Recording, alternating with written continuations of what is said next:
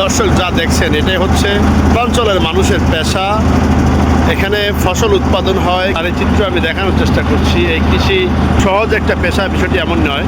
একটি ট্রলারে করে ধান কেটে নিয়ে যাচ্ছে। এখানে এই ধানগুলো পানির নিচে ছিল এবং এই কৃষানরা কিন্তু এই ধানগুলো কেটেছে এবং অত্যন্ত যত্ন সহকারে বাধাই করেছে, তারপরে ট্রলারে উঠিয়েছে। আর এই ট্রলার থেকে তারা গন্তব্যে যাওয়ার পরে এই ধানগুলো মাড়াই করা হবে। মাড়াই করা হবে মানে এই গাছ থেকে ধানগুলোকে পিটিয়ে আলাদা করা হবে, এরপরে শুকানো হবে, সিদ্ধ করা হবে, এরপরে চাল হবে। আর বিশেষ করে বাঙালি জাতি ভাতের উপরে বেশি নির্ভরশীল।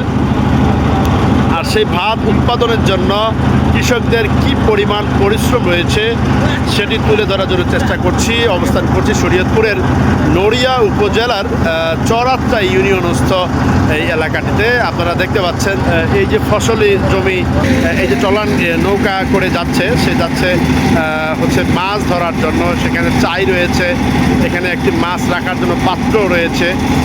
ছেলেটির বয়স 20-22 হবে, 18-20 হবে। সেই ছেলেটি কিন্তু তার রিজিকের জন্য এই কাজটি করছেন।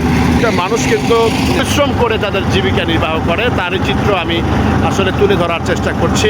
কৃষক ধান কেটেছে এবং তার একটি টিনের তৈরি ছোট্ট একটি নৌকা, এইগুলো সচরাচর দেখা যায় না।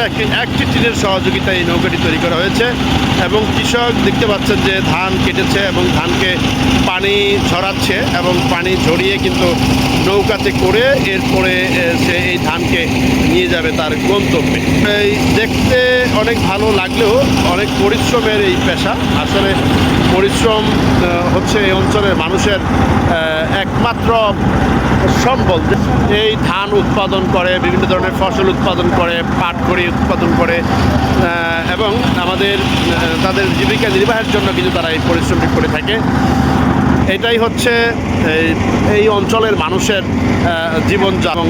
এখানকার মানুষ কিন্তু পর্যাপ্ত শিক্ষিতও রয়েছে। এখানে একটি স্কুল রয়েছে অনেক পুরানো, সেই 1926 সালে একটি স্কুল প্রতিষ্ঠা হয়েছে যেটার নাম Azizia school and college. Abdul Aziz Munshi উনি একসময় MLA ছিলেন। আসলে এই অঞ্চলে অনেক শিক্ষিত মানুষ রয়েছে, অনেক ডাক্তার রয়েছে।